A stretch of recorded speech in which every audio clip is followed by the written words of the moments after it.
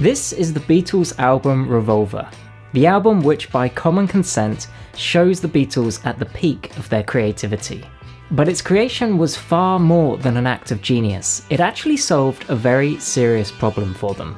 By 1966, danger and exhaustion had made touring unbearable, and they were now only months away from playing their final show. The whole playbook that had taken them to the top was no longer working.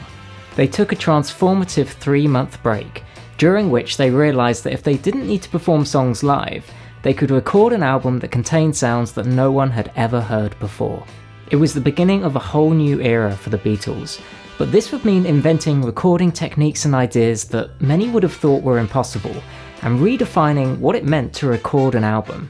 This is the incredible story of how day by day it all started to become possible.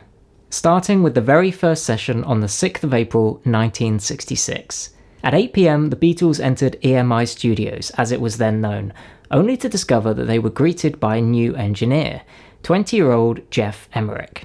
Their long-standing engineer Norman Smith had been promoted within EMI, and producer George Martin wanted Geoff to take Norman's role. The boys are scheduled to begin work on their new album in 2 weeks' time. I'm offering you the opportunity to engineer it for me. Even though you're young, I think you're ready, but I need your answer now, today. Geoff was a familiar face at EMI, having worked there as far back as the recording of Love Me Do, but this was a decision made without consulting the 4 Beatles. "Where's Norman?" George Harrison demanded. "Well boys, I have a bit of news. Norman's out and Geoff's going to be carrying on in his place." Revolver, of course, was the album where the Beatles demanded sounds that no one had ever heard before, and this is what Geoff Emerick is about to discover on his very first day on the job. Recording began with a rather strange idea brought in by John, then known as Mark I, or The Void. Eventually this would become the final track on the album, Tomorrow Never Knows. Musically, it's a very simple song, composed of just one chord and evidently psychedelic lyrics, but this harmonic simplicity provided a canvas for a totally new soundscape.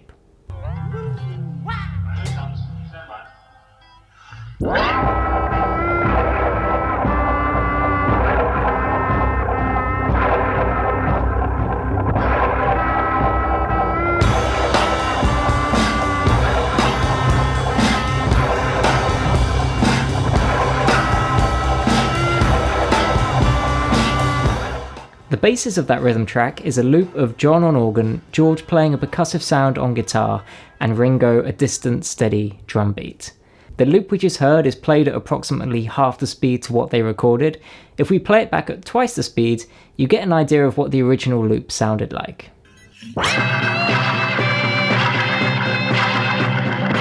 Complementing this psychedelic soundscape are John's lyrics, inspired and sometimes directly lifted from similar psychedelic works. The opening line, "Turn off your mind, relax and float downstream," for example, can be found in Timothy Leary's 1964 book, The Psychedelic Experience. Take 1 contains the loop we just heard, but also 2 overdubs, John on vocals and Ringo on drums. And of course, it wasn't enough for these to sound like anything heard before either. John, who was never the most accurate in describing his ideas, demanded that his vocal should sound like the Dalai Lama chanting from a mountaintop. Well, what a task for the young engineer Geoff Emerick on his first day working with the Beatles. It's worth remembering that there were no effects back then. They were still constrained by the very limited, very primitive recording equipment. Every new sound had to be invented by those in the studio using the most basic technology. A few ridiculous ideas were suggested to achieve John's Dalai Lama idea, hanging him upside down and swinging him around the microphone, for example, but nothing achieved the desired sound. So I'm sort of stuck and panicking inside, and as luck had it, I was looking through the control room window and there was the revolving speaker, which was the Leslie speaker from the Hammond organ. And I thought, well, if we could get into the circuitry of that and put John's voice through that, that might give John, what he wants. So we did that, and of course it won John over. He thought it was absolutely fantastic. Problem solved, but John also had one more demand. He hated double tracking. Double tracking is where you record again the exact same vocal, singing the same thing twice, to create a much richer sound to bring the vocal through the mix. But it is a laborious process. The double vocal needs to be almost identical to the first for it to work, and often this requires many takes and a lot of time, something John didn't want to do. But thankfully, another EMI engineer, Ken Townsend, found a solution.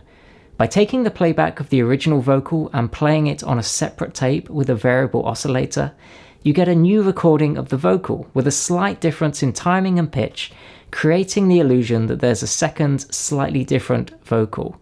As well as this, because the new vocal was actually identical to the first, it was possible to create more interesting effects between the two signals.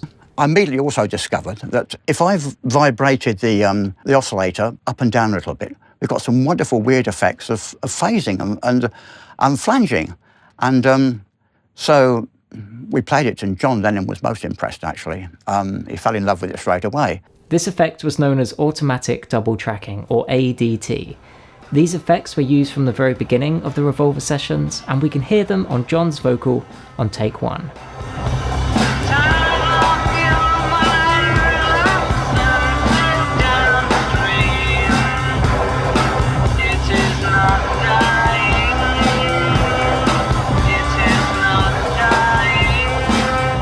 With take 1 complete, they listened back and began to think of ways to refine the song in subsequent takes. Harrison eagerly suggested that a tambura, one of his new collection of Indian instruments, be added. It's perfect for this track, John. It's just kind of a droning sound, and I think it will make the whole thing quite Eastern. John liked the idea, but George didn't have the tambura with him, so they'd overdub this at a later date. Then came the question of Ringo's drum sound.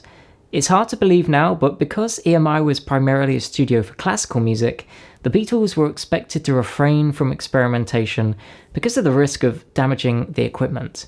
But the Beatles, and in particular John, had little regard for that. Throughout Revolver, Geoff Emerick often put his job on the line, experimenting with equipment to find the sounds that had never been heard before. Paul worked with Ringo to refine the drum beat into a hypnotic, repetitive groove, whilst Geoff Emerick stuffed a woolly jumper inside the bass drum and moved the mics closer. Soon, they were ready to hit record for the second time. Take 2 broke down after about 30 seconds, but with take 3, they recorded the final take of the rhythm track that we know today.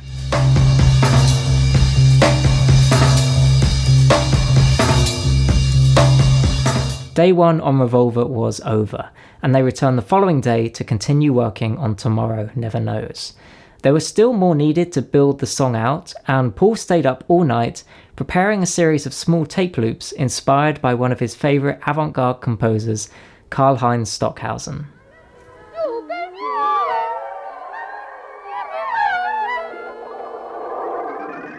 Around 30 or so were presented to producer George Martin, with 5 making their way onto the final track. It's unclear exactly what each of the loops are, but studio second engineer Phil McDonald made notes which state that there are some sped up guitars and wine glasses.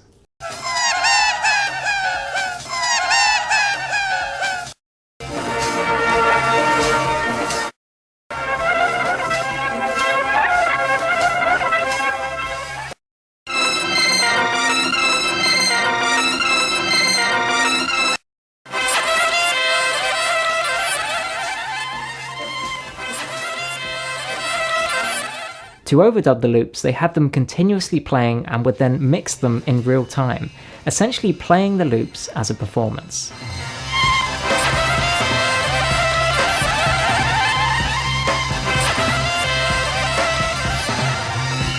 They also overdubbed a guitar solo performed by George Harrison.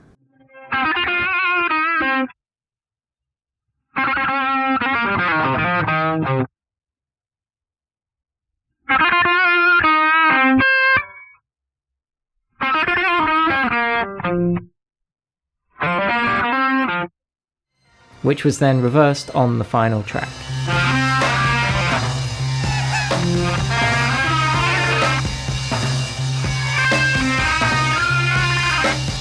And then of course is John's lead vocal.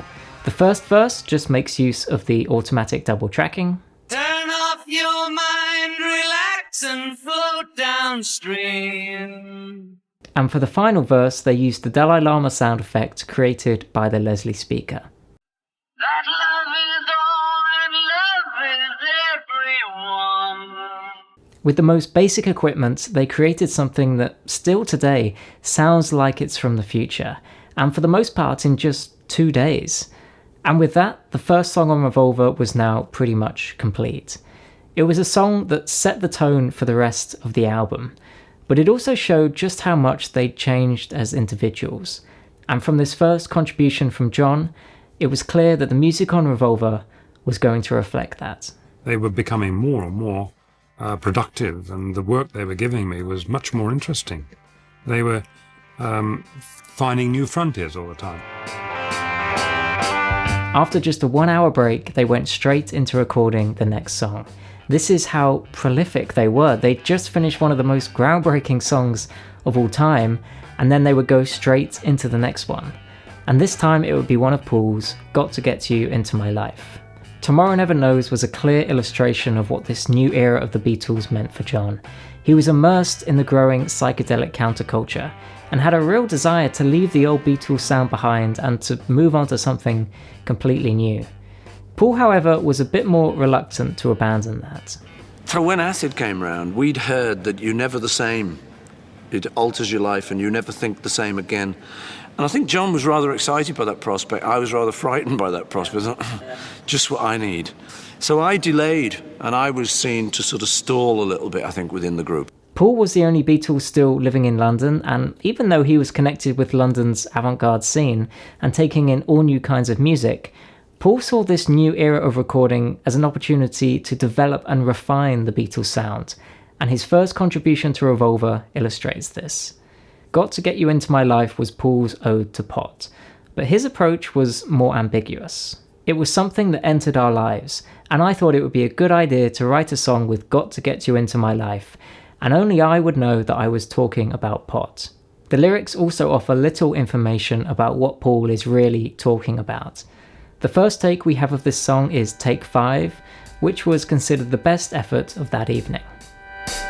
I was alone, I took a ride, I didn't know what I would find there. Another road where maybe I could see another kind of mind there. Ooh, and I suddenly see you.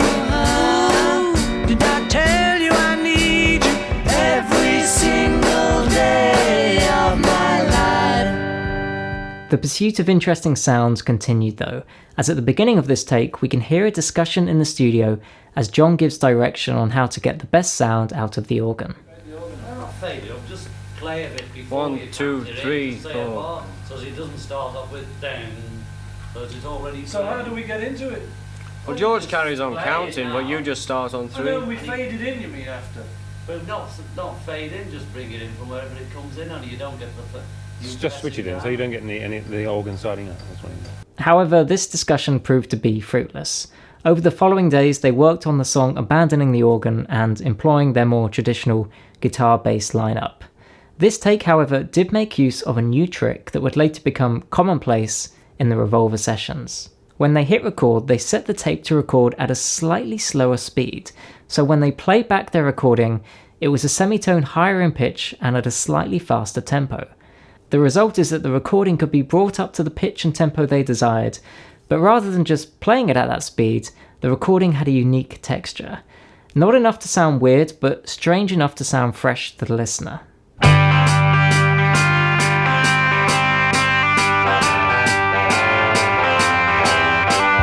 was alone, I took a ride, I didn't know what I would find there. One thing that didn't change with Revolver was how quickly the Beatles could work through songs, especially the basic rhythm track. And with that complete, the song was shelved until further overdubs could be added at a later date. If the sound of Revolver was illustrating how the Beatles changed over the break, then with no one was this more true than with George Harrison. It was just around that period when we were all getting into various different kinds of music, and George's became Indian. George's Indian influence was hinted at on their previous album Rubber Soul, on which George played the sitar on Norwegian wood. But with Revolver, we would for the first time hear George fully exploring the style of Indian music. Like Tomorrow Never Knows, which started out as just Mark I, George's first contribution also started out as an idea without a title. So Geoff Emerick marked the tape Granny Smith after his favourite type of apple. It was only at the very end, after the whole album was finished, did it become Love You To.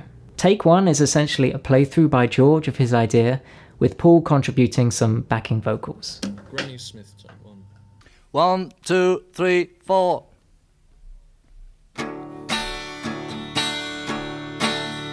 Each day just goes so fast. I turn around, it's past. You don't get time to hang a sign on me. One of the great benefits of them leaning into the studio as an instrument was that they could begin working on songs which weren't even finished, or in this case even titled, and through working on the song find new sounds and new ideas that naturally emerged through the recording process, meaning that each song often sounded vastly different between the first and the final take. And perhaps with no song is this more true than Love You To. The first take consists of only guitar and voice, but soon the song would develop to include many more Indian instruments. In this rehearsal from that evening, we can hear George practicing his sitar part for Love You To.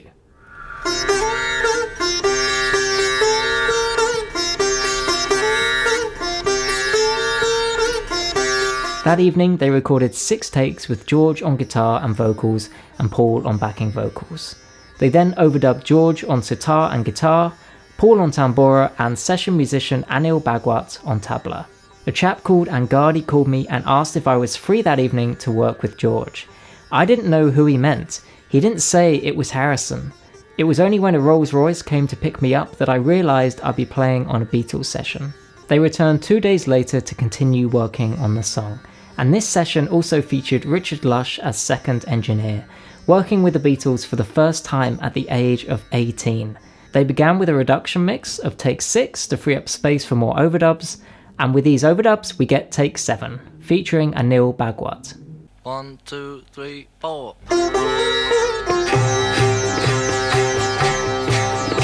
Each day just goes so fast. I turn around, it's past. You don't get time to hang a sign on me.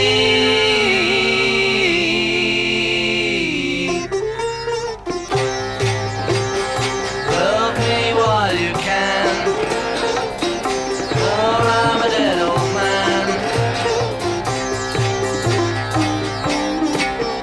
A lifetime. And soon after, we got our first finished song, and the first finished mono mix, albeit without its final title of Love You To.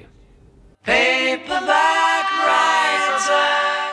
As was standard in those days, EMI expected the Beatles to release 4 singles each year, as well as 2 albums, and importantly, timed in a way so that they wouldn't overlap. This meant that as well as recording 14 songs for Revolver, they would also need to record 2 additional songs that wouldn't feature on the album and only be released as singles. Paul gathered everyone round the piano and played through the song that would become their next single, Paperback Writer. The piano was only used to show the others how the song went, because in the final arrangement there is no piano. In fact, Paul is playing the main guitar riff. They recorded 2 takes of the basic track, and you can hear a placeholder at the beginning where the a cappella opening will go. 1, 2, 3, 4.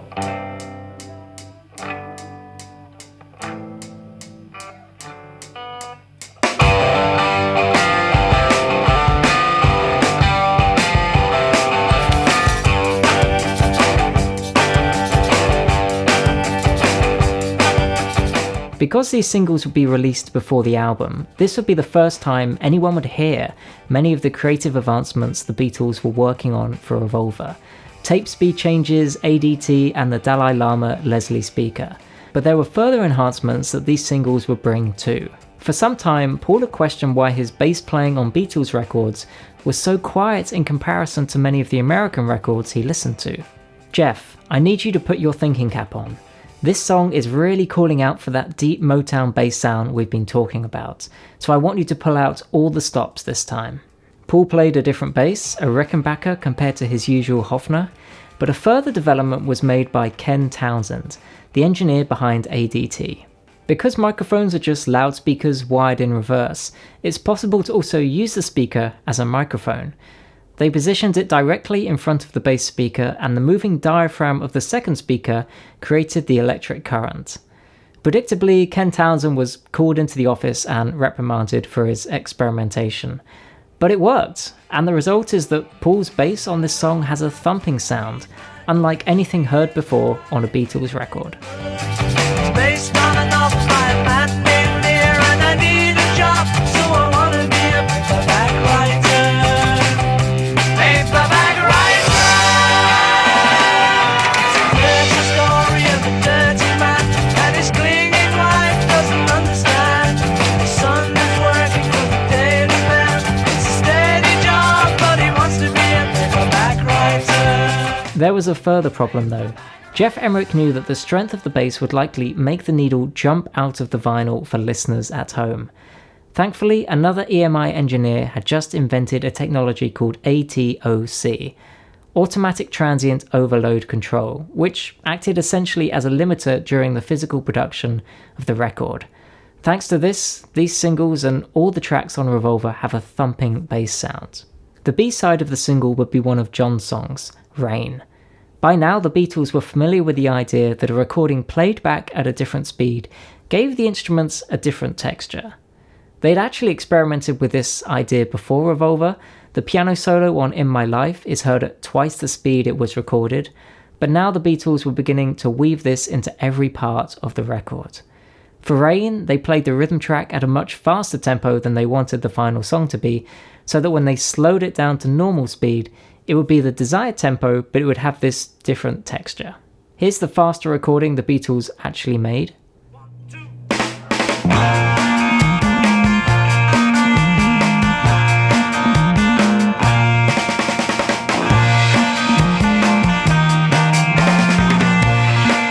And here it is slowed down to the speed they wanted.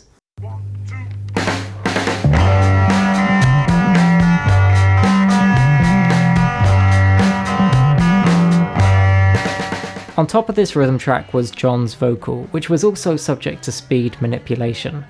This trick was especially useful to John, who was never that keen on the sound of his own voice. But with a different speed, along with the automatic double tracking, it changed the texture enough for him to like it. If the rain comes, they run and hide their heads. They might as well be dead. If the rain comes. Another breakthrough with Revolver was the use of backwards sounds. Of course, they'd already reversed George's guitar solo on Tomorrow Never Knows, but now they would use this technique on vocals, an idea we can hear at the end of Rain.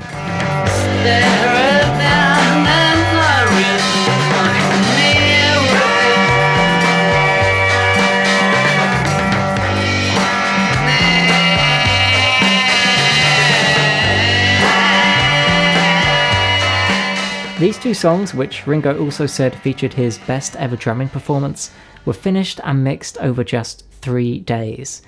Released on the 30th of May, midway through the recording of Revolver, the reception to these singles was surprisingly disappointing.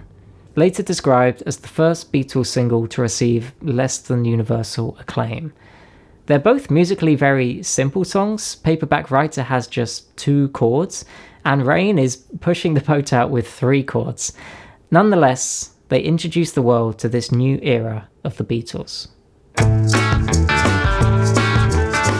Something that hadn't changed from their earlier work was their ability to finish songs at a rapid speed. They never left anything unfinished or wasted time overthinking what to do with a song. In the very early days, this was because studio time was expensive. For their debut album, Please Please Me, 10 of the 14 tracks were recorded in just 1 day. As time went on, they dedicated slightly more time to recording, but they were always so busy with touring, films and other commitments that they only ever had a few weeks at most for recording an album. Rubber Soul, their previous album, was recorded over 1 month in 1965, with just 13 days actually spent in the studio. And with Revolver, things were not that different. They had taken an extended break at the beginning of the year, but when they entered the studio in April to begin work, they did so knowing they had a tour starting in June. So even though this was far longer than they had before, there was always the pressure that songs needed to be completed in a matter of days rather than weeks. And having found their feet with these Revolver sessions, they soon started getting through songs even more quickly. Dr. Robert was another song written by John, again referencing his immersion in the psychedelic scene, this time about an unidentified character from that world. After rehearsing and recording 7 different takes, the last one was considered the best and ready for vocal overdubs.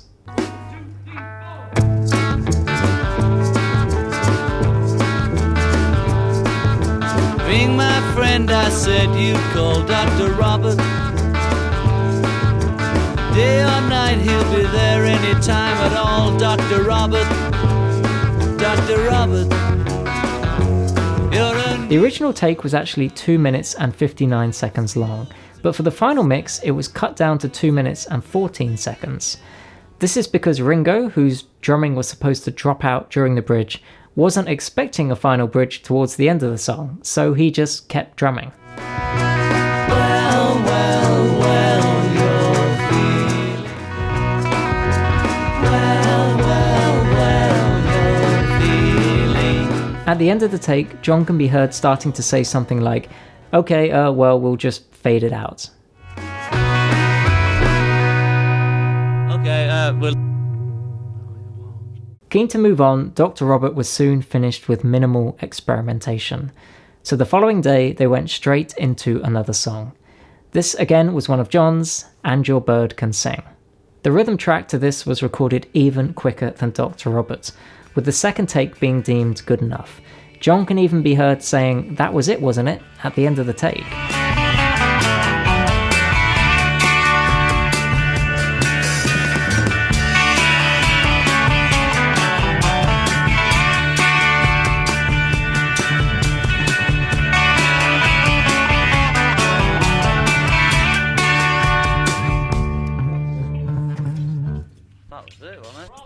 Well, it turned out it wasn't, because they would later re-record the song from scratch. But there is something particularly special about one of the early takes of this version. John and Paul are recording overdubs, but something, probably the pot that had gotten into their lives, makes them fall into an uncontrollable fit of laughter.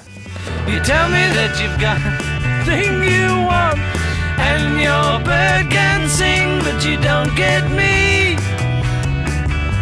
You don't get me. You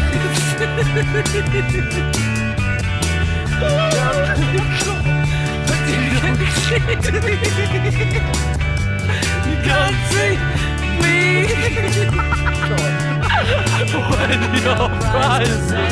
It's amazing because for the first time, we're really reminded of how young they are.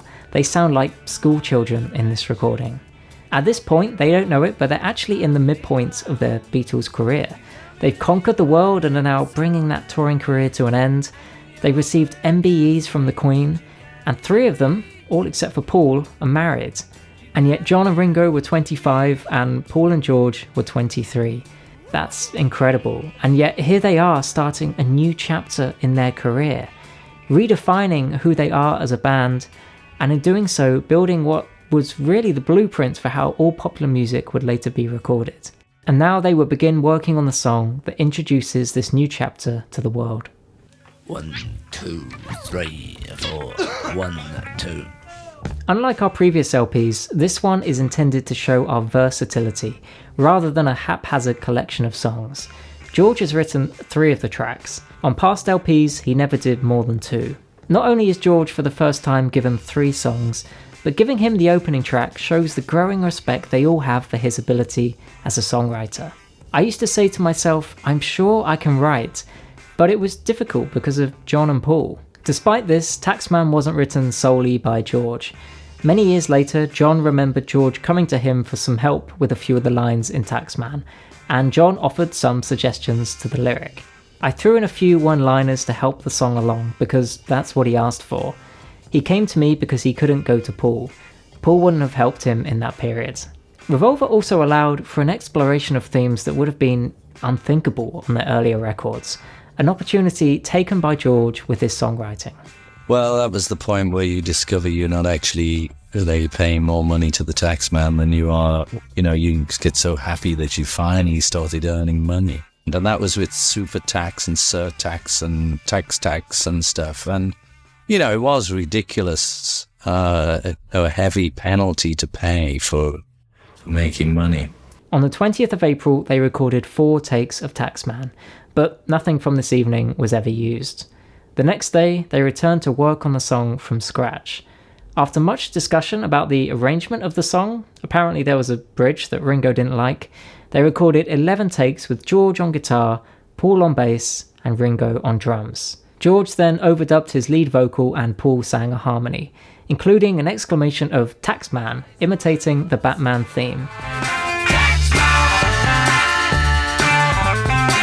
One of the most notable features of this song is that despite it being a song written by George Harrison, it's Paul who plays the guitar solo. Paul had been listening to this new guitarist called Jimi Hendrix, and was showing George this Hendrix-inspired idea he had full of feedback and fuzz, as well as a little bit of Indian influence. And George simply said, "If that's your idea, then you do it."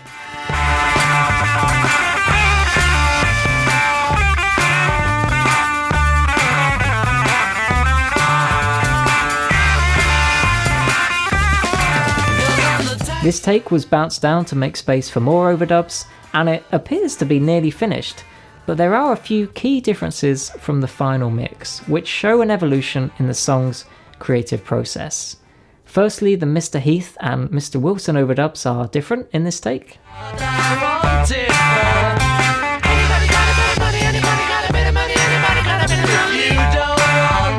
And also, unlike the final mix, this take has a clean ending.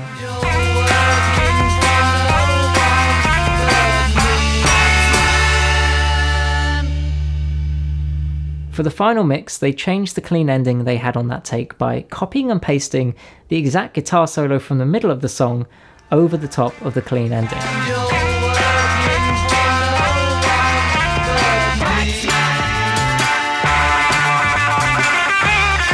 One thing that hadn't changed on the final mix was the count-in introduction, one of the many moments in Beatles history that has been subject to much discussion, as no one is officially credited with saying the count-in. Charlie. 1, 2, 3, 4. 1, 2. At first, it doesn't sound like any of them, so it might seem like some kind of effect or manipulation has taken place on the tape, but I think there is good evidence to suggest that it's Paul doing a strange voice. Paul can be heard doing a similar voice during a take years later on You Never Give Me Your Money. Okay, you win. I'm in love with you. Well, all right. And also even later on the Wings song, Listen to What the Man Said. All right, okay. Very good to see you down in New Orleans, man. Yeah. But my favourite argument why I want to believe that it's Paul is because he does the count-in on the first song on the first Beatles album. 1, 2, 3, 4! And it's a suitable idea that he does a similar count-in on the first song on this album, to symbolise a new chapter in the Beatles' career. Taxman is also notable for being the first political song the Beatles released, a radical departure from the audience-pleasing love songs of the early years, confirming that with Revolver, all ideas were given the green light. In fact, the more radical, the better. Due to the number of overdubs songs were now receiving, as well as the variety of instruments featured on the record, it was now more common than ever that songs would be revisited, days or even weeks after they were first recorded. Tomorrow Never Knows finally received the tambora that George had so eagerly suggested, as well as a few finishing touches. And a few days later, And Your Bird Can Sing was re-recorded from scratch.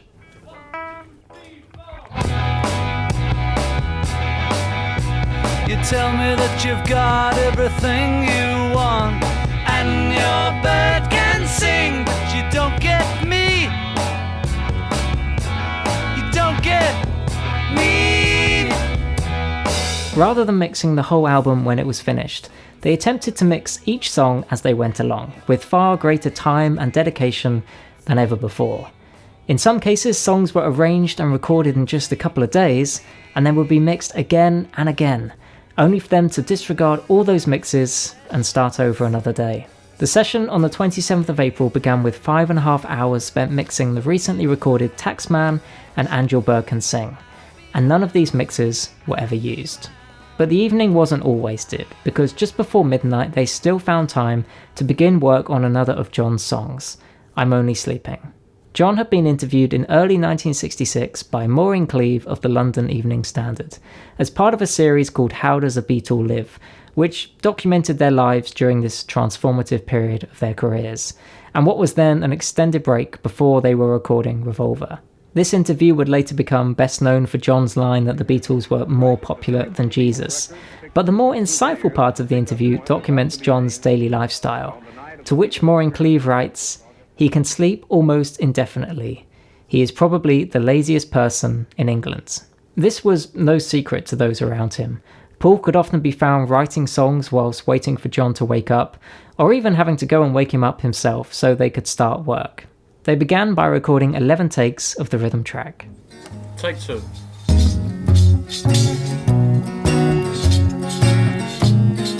When I wake up early in the morning, lift my head, I'm still yawning.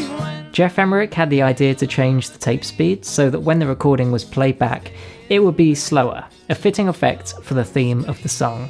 In this take, they can be heard recording the song at a fast tempo so it can be slowed down.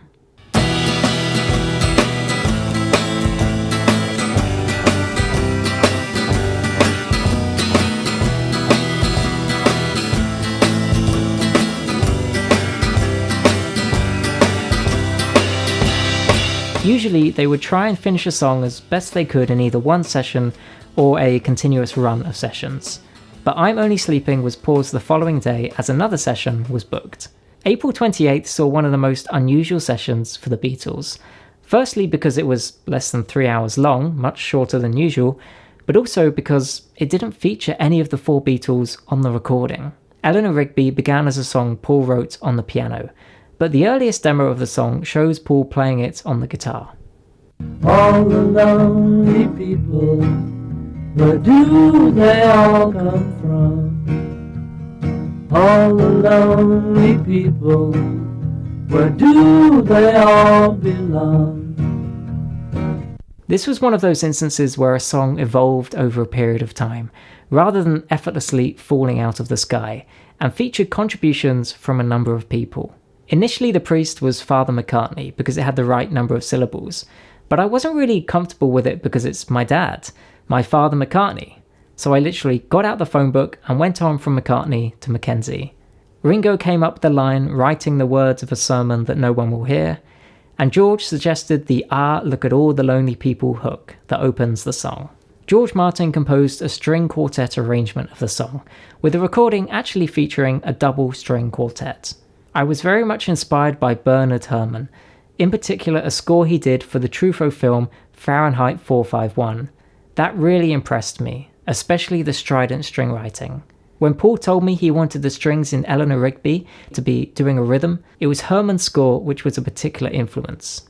Over the near 3-hour session, 14 takes were recorded, as they attempted to refine the song in the way that they wanted. In this discussion before take 2, we can hear them discussing whether to use vibrato or not. Listen to this, Paul. This is without vibrato on the rhythm bit, you know. 3, 4. G, B. 3, 4. Can you tell any difference? Not much.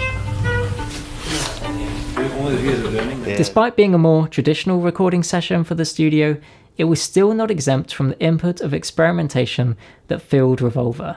Geoff Emerick had placed the microphones much closer to the instruments to produce a more biting sound. The musicians, however, feared that this would exemplify any errors in their playing, and so they kept moving their chairs back away from the microphones, until George Martin interjected on the talkback mic, "Stop moving your chairs." The 14th and final take was the one used on the final mix.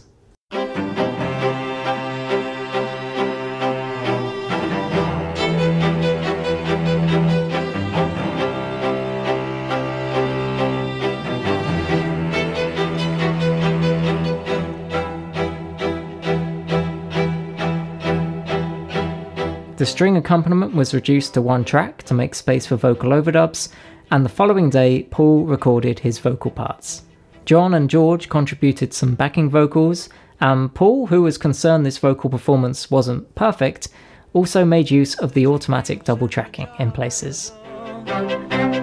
Who is it for? All the lonely people. Where do they all come from? All the lonely people. Where do they all belong? And with that, they had another song finished, and the first ever example of a Beatles song in which none of them are playing their instruments. Later that evening, they returned back to the unfinished I'm Only Sleeping, and began by trying to rework the song from scratch. An early rehearsal from this session has survived, featuring a vibraphone, which I think sounds great, but it never made it onto any of the later takes.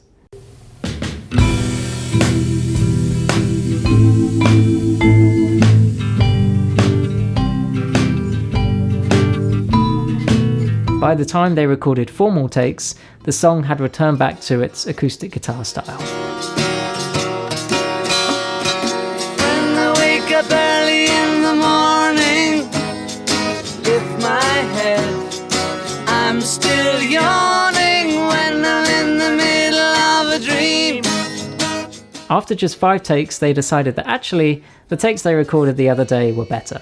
So they recorded vocals onto take 11 from that day, and then continued with something a bit more experimental. Backwards sounds, and in particular backwards guitar solos, were nothing new on Revolver, but with I'm Only Sleeping they tried something different. There are 2 ways of recording backwards instruments, one easy, one difficult. The easy way is to play the instrument normally and then turn the tape around. The other involves working out the notation forwards, writing it out backwards, then playing it as the notation says, so that it comes out back to front. This way, although the sound still has the aural attraction of a backwards tape, the instrument is actually playing a melodic run of notes. George Harrison spent hours that evening perfecting the guitar solo with the tape running backwards, so that when it was reversed it would have the desired effect.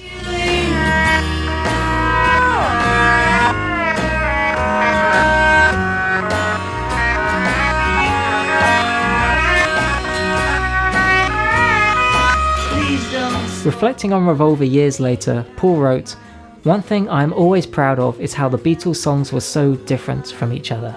Some other artists found a formula and repeated it. When asked what our formula was, John and I said that if we ever found one, we would get rid of it immediately." I think it's these 2 songs, both written primarily individually by John and Paul, that best illustrate the expansion of their songwriting styles. Just as John began with Tomorrow Never Knows, his ode to the psychedelic world, Paul followed with Got to Get You Into My Life.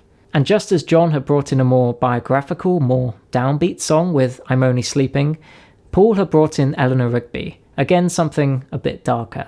As Ian Leslie writes, their collaboration, even at its most competitive, was a duet, not a duel. The pinnacle of this would of course be the singles Strawberry Fields Forever and Penny Lane, 2 songs they each wrote about places in Liverpool.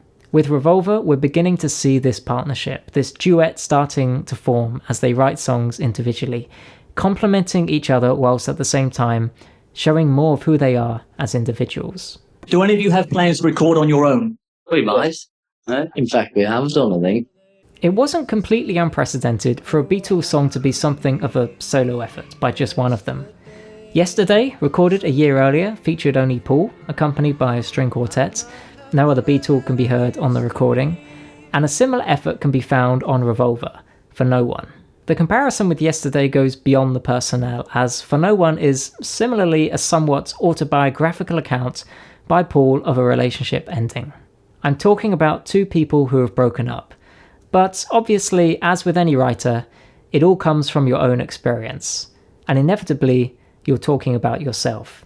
10 takes of the rhythm track were recorded, featuring Paul on piano and Ringo subtly on drums, and Paul then overdubbed a clavichord, borrowed from George Martin.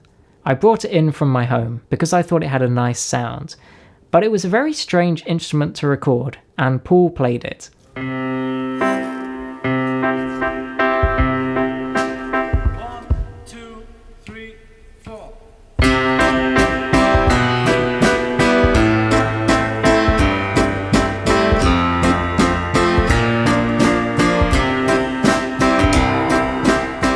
Ringo's vocal was then recorded at a slower tape speed. Usually, this would be so they could then change the speed of the vocal so it had a different texture, but this time they would bring the rhythm track down in speed to match the vocal. They then added Paul's bass part and Ringo on tambourine. As a near solo effort by Paul, For No One was one of the simplest songs to record, but not before one final addition. Paul had suggested to George Martin that the song could feature a French horn solo, and sent him out to find the best horn player in London. The man called in for the session was Alan Civil, the principal horn player in the London Philharmonia. Paul sang the solo to George, who transcribed it for Alan, even including a note that Paul sang that was too high for the horn. Alan looked up from his bit of paper. "Hey, George, I think there's a mistake here. You've got a high F written down." Then George and I said, "Yeah," and smiled back at him, and he knew what we were up to and played it. She needs you.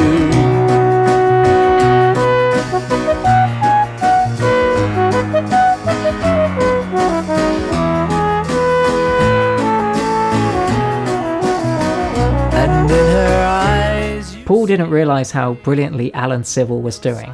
We got the definitive performance and Paul said, "Well, okay, I think you can do it better than that, can't you, Alan?" Alan nearly exploded. Of course he didn't do it better than that. And the way we'd already heard it is the way you hear it now. As a result of his efforts, Alan Civil became one of the few session players given named credit on a Beatles album. For each album, they always tried to make sure there were contributions from each of the four of them, so that fans would always have something from their favourite Beatle. And for Ringo, his contribution on Revolver would be one of the most iconic Beatles songs ever recorded, Yellow Submarine.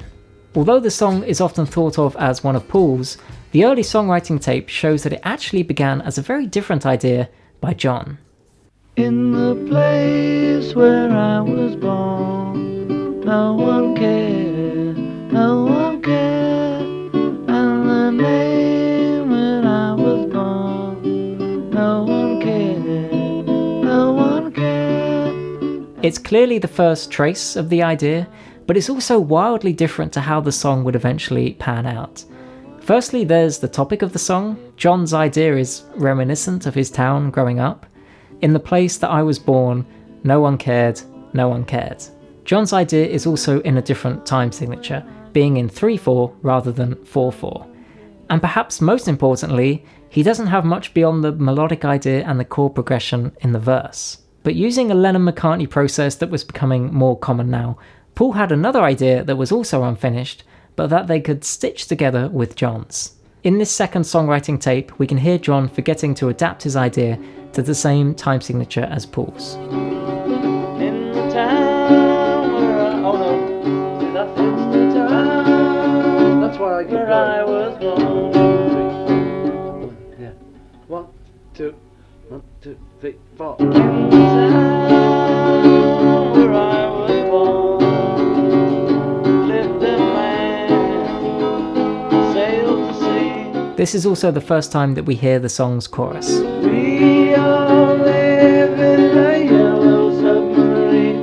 Look out, yellow submarine. Get down, yellow submarine. Paul later wrote that the idea came to him as he was falling asleep. Actually, it sends me to sleep thinking of songs. It's good. Give yourself a little task. And somehow I got this idea of submarines and a children's idea, a yellow submarine.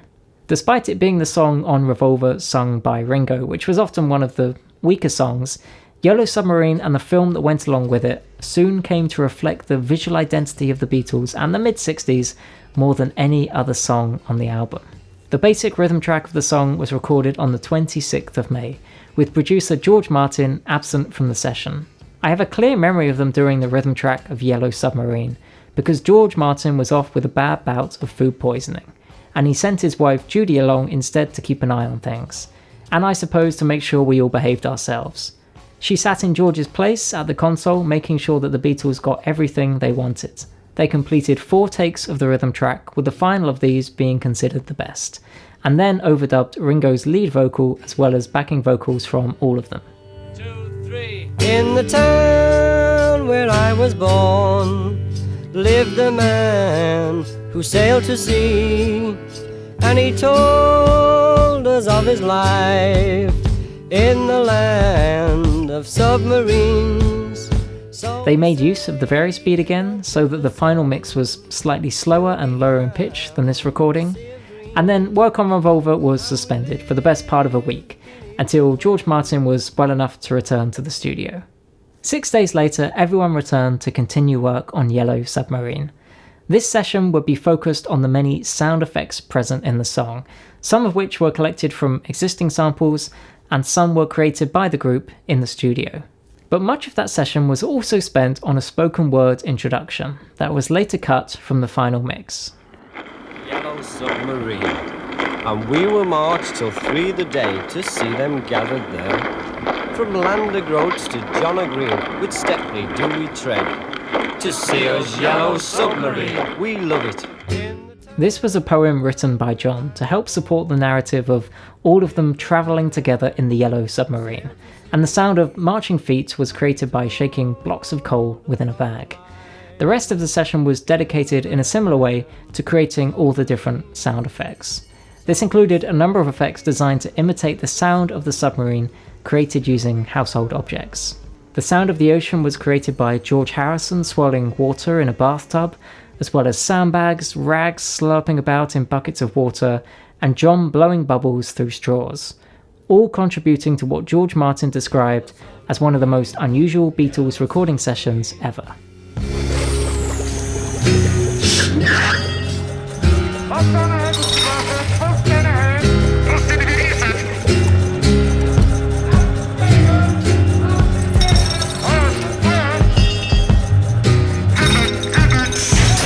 There also features a brass band, which wasn't recorded in the studio, but instead sampled from an already existing recording. Geoff Emerick and George Martin spliced up the tape, randomly placing it together again to disguise the fact that it was from an already existing recording.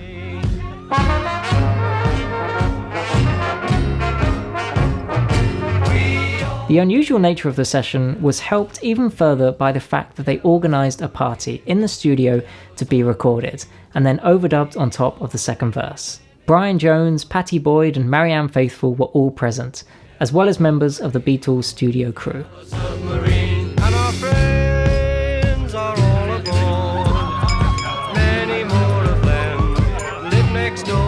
John then echoed Ringo's lead vocal with an effect created by plugging the microphone into a guitar amp. As we live a life of ease, every one of us has all we need. And finally, everyone involved sang together over the final chorus. We all live in the Yellow Submarine, the Yellow Submarine, the Yellow Submarine. Although often dismissed as a novelty song or a children's song, Yellow Submarine, perhaps more than any other song on Revolver, contained recording ideas and techniques that would become commonplace in the following years. And the Yellow Submarine film that followed a few years later helped to give the song an immortal visual identity, making it one of the most visually recognisable songs and one of the best known Beatles songs to this day. Everything was going along pretty smoothly. The songs being presented for the album were fantastic, and the sounds they were able to discover through using the studio as an instrument were starting to build towards an album that was truly revolutionary. If there was any minor problem, it might have been John's lack of songwriting contributions. It was the first time George had 3 songs he'd written featured on a Beatles album, helped in part by the fact that John hadn't written anything for a while. So they began recording George Harrison's 3rd and final contribution to the album, again untitled when they began recording. A conversation before an early take shows that it's Ringo who picks out the first title for the song. There we go. What do you call it? What's it called? Oh. Granny Smith, Bart, big into. Tell You, that's a nice song. Tell You. You've never had a title song. That evening they recorded 5 takes of the rhythm track. Only take 4 seems to have survived. 1, 2, 3, 4.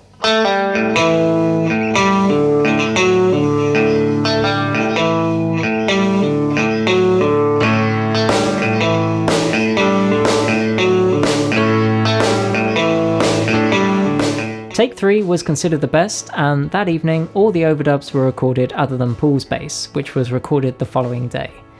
The lyrics are inspired by George's recent psychedelic experiences, during which he wants to say something, but there is an avalanche of thoughts that are so hard to write down or say or transmit.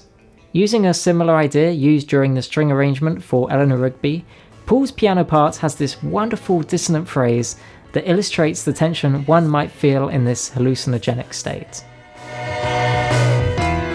When you're here,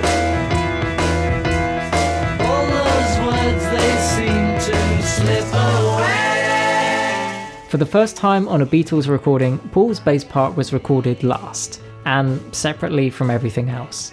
This gave Paul more control over the harmonic structure of the song, as the bass is the foundation of the harmony, but also greater control in the mixing process, especially with the new technology that could boost the sound of the bass.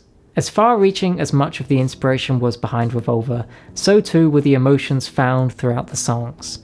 On the one hand, you have Yellow Submarine, a children's sing-along song, and then you have Taxman, a song complaining about all the money they were paying in taxes. Eleanor Rigby is a song about loneliness, I'm Only Sleeping is a song about laziness, but somehow Revolver still contains a great feeling of joy that is consistent across the Beatles' entire catalogue. In part thanks to the final few songs on the album, and one particularly special inspiration. In May of 1966, a month into the Revolver sessions, Bruce Johnston of the Beach Boys had been in London promoting their new album, Pet Sounds, and on the 19th of May, Bruce invited two of the Beatles back to his hotel to listen to the new record. We got together and I played it for them all night, and later on they told us that that album really inspired them to take that big chance and do something as unusual. Written and produced primarily by Brian Wilson, Pet Sounds was heavily influenced by the innovation on Rubber Soul, which in turn became an inspiration for the Beatles, especially Paul. The Beach Boys, I think, was a big influence on the harmony, mainly Brian. His writing, I think he'd heard one of our albums and thought, I've got to do better, you know. And that was Pet Sounds, which I loved. It was like still one of my big albums, you know. It was so atmospheric and different.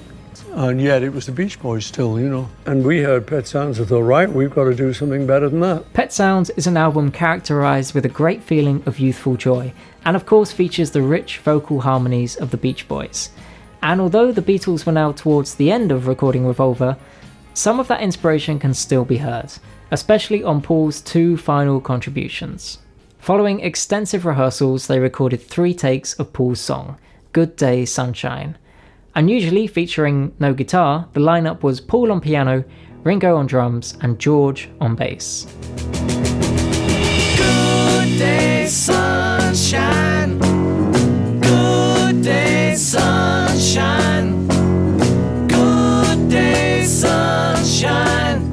I need to laugh.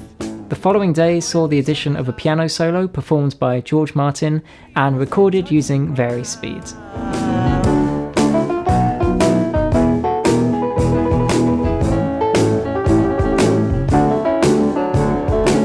However, the simplicity in the recording didn't mean that the song lacked innovation or musical complexity. In fact, in a documentary released the following year, Leonard Bernstein highlights Good Day Sunshine for its musical complexity. Then there was that odd little canon at the end, a sort of round. Good day, sunshine, sunshine. What a way to fade out in a new key, a shifting meter, a sudden new counterpoint. But that's the Beatles, always unpredictable and a bit more inventive than most. And then came what should have been the final song on Revolver, Here, There and Everywhere, a song very much inspired by the harmonies on Pet Sounds. A song written by Paul whilst he was at John's Kenwood home, waiting for him to wake up. I sat out by the pool on one of the sun chairs with my guitar and started strumming in E, and soon had a few chords. And I think by the time he'd woken up, I had pretty much written the song. So we took it indoors and finished it up. John might have helped with a few last words, but it's very me. It's one of my favourite songs that I've written. The first day saw 4 takes of the rhythm track recorded, none of which have survived. But the following day, they returned to record 5 more takes. 1, 2, 3. To lead a better life I need my love to be here, here, making each day of the year. Take 13 was considered the best, and then began the overdubs, most notably a beautiful backing vocal arrangement. However, they are not as complicated as they appear. As George Martin said, the harmonies on that are very simple, just basic triads which the boys hummed behind and found very easy to do. There's nothing very clever, no counterpoint, just moving block harmonies. Very simple to do, but very effective.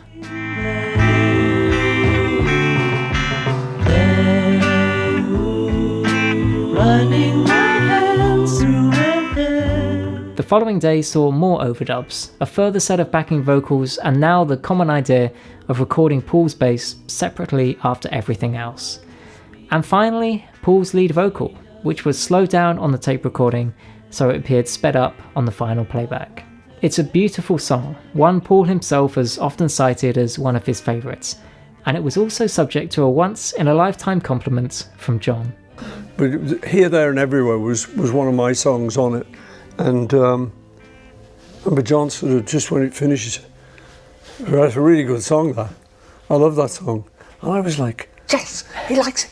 And that was it. With just 4 days to go before the Beatles were due to fly out and begin a new tour, all that was left to do was to add some final details and of course many more mixes. Got to Get You Into My Life was given a brief lead guitar part by George.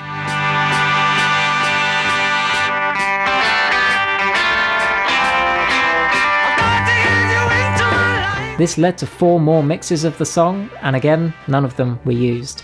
A brass section had been recorded a few weeks earlier, but they couldn't get the sound to come out as strongly as they would have liked. A problem Geoff Emerick solved by making a copy of the brass section and overdubbing the same part slightly out of sync, creating the illusion that it was double-tracked. The weeks flew by, and before we knew it, the end date was nearing. We were mixing as we went along, and the mixes were going quickly because all the sounds were there. Incredibly, all the stereo mixes of the album were done in a single long day. Our focus was on the mono mixes, which were the real mixes as far as we were concerned, since so few people had stereo record players in those days. Because the mixing was done live by playing back the tracks and everyone moving the faders in real time, it meant that mixing was a real art form compared to today where you can just change things around anytime, similar to how you might edit a photo. But it turned out there was one final problem. It wasn't until the very end, when most of Revolver was mixed and ready to be mastered, that someone realised that the album was a song short. Mal and Neil reappeared with the band's equipment and the group began frantically rehearsing John's new song, She Said, She Said. John had always been the basher in the group. His attitude was, let's just get it done. So it was no surprise that we got the entire song recorded and mixed in 9 hours, as opposed to the more than 3 days we spent on Here, There and Everywhere. Due to Lennon's lack of productivity from his laziness, he hadn't brought a song to the Revolver sessions in a while. Recording on I'm Only Sleeping had been finished over a month ago now, but thankfully he did have one more song ready to go.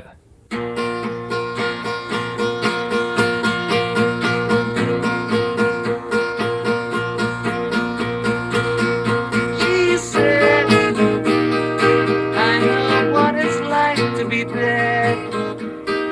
I know what it is to be sad. And it's making me feel like I've never been born. Many of the songs on Revolver had been recorded in just a couple of sessions, a task demanded again for this final song. Rather than going straight into recording, they instead decided to spend most of the session rehearsing. John first had to show the song to the other 3 so they could work out the arrangement, and with take 15, they had the rhythm track.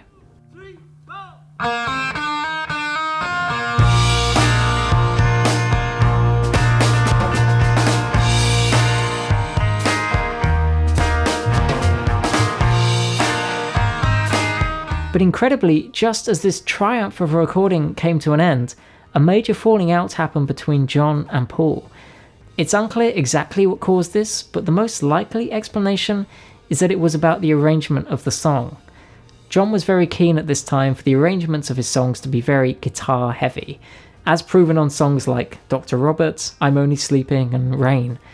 But a recording sheet from the session appears to show that a piano was once part of the arrangement. Paul ultimately walked out of the final session, leaving the song unfinished, and left to the other three to finish in the closing hours of recording.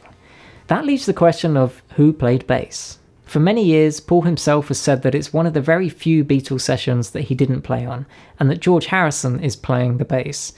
However, Mark Lewisohn, the author of this book, has listened to the master tapes, which show the song contains 2 guitars, drums, and bass, meaning if there are 4 instruments, Paul must be playing one of them. John's lead vocal was then overdubbed using Variaspeed, and John and George added backing vocals. Following a tape reduction, they recorded an organ part played by John and more electric guitar played by George. She Said would be mixed in mono and stereo the following day. I said, who put all those things in your head? Things that make me feel that I'm mad. And you're making me feel like I've never been born.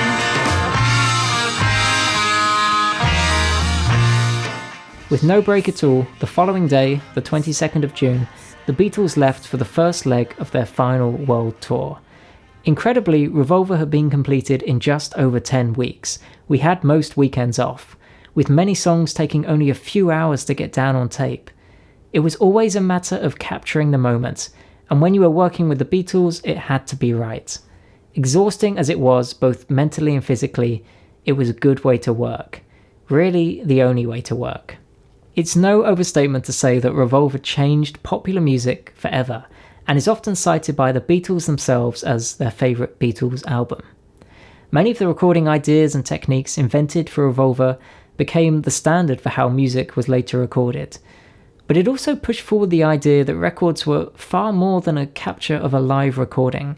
To own this record is to own a piece of art. It did far more than to solve their problems with touring. It was the beginning of an era of outstanding creativity in the studio.